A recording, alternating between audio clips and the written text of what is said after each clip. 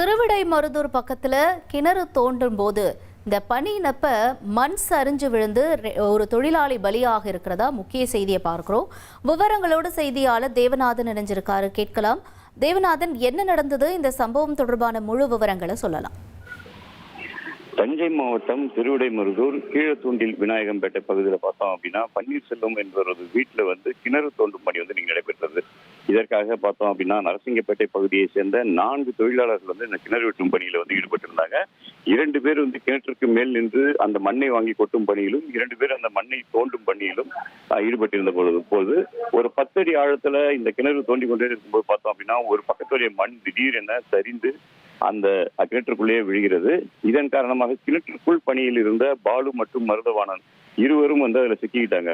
உடனடியாக அங்கிருந்தவர்கள் அந்த மீட்பு பணியில் ஈடுபட்டு மருதவாணனை ஆம்புலன்ஸ் மூலியமா திருவள்ளூர் அரசு மருத்துவமனைக்கு அனுப்பிச்சிருக்காங்க. மற்றொரு தொழிலான பாலு அப்பகுதியில உள்ள ரொம்ப ஆழத்துல மாட்டிக்கிட்ட காரணத்தினால அவரை தீயணைப்பு துறையினர் மீட்டனர். ஆனால் பாலு கிட்டத்தட்ட 1 மணி நேர போராட்டத்துக்கு பிறகு இறந்த நிலையிலே மீட்கப்பட்டார்.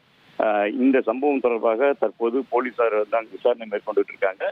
கிணற்றுக்கு வெளியே பணியில் ஈடுபட்ட 2 பேரும் எந்த காயங்களும் இருந்து தப்பிய நிலையில அந்த உள்ளே இருந்த மருதவாணன் தற்போது மருத்துவமனையில சிகிச்சை பெற்றுட்டு இருக்காரு. உங்களுடைய தகவல்களுக்கு நன்றி தேவநாதன். கிணறு தோண்டும் பணியினப்ப மண் சரிஞ்சு ஒரு தொழிலாளி உயிரிழந்திருக்கக்கூடிய நிலையில இன்னொரு நபர் மருத்துவமனையில அனுமதிக்கப்பட்டிருக்கிறதா சொல்லப்படுது. விவரங்களை செய்தியாளர் தேவநாதன் வழங்கிட கேட்டோம். கிணறு தோண்டும் பணியினப்ப மண் சரிஞ்சு விழுந்து 2 தொழிலாளர்கள் மண்ணுக்கடியில சிக்கியிருக்காங்க. இதுல உடனடியா மீட்பு பணிகள் நடந்த நிலையில ஒரு தொழிலாளி உயிரிழந்த நிலையில மீட்கப்பட்டிருக்காரு. மேலும் இன்னொரு தொழிலாளி மருத்துவமனையில அனுமதிக்கப்பட்டிருக்கிறதா சொல்லப்படுது. இதனுடைய விவரங்களை நாம சற்று நேரத்துக்கு முன்னாடி பார்த்தோம்.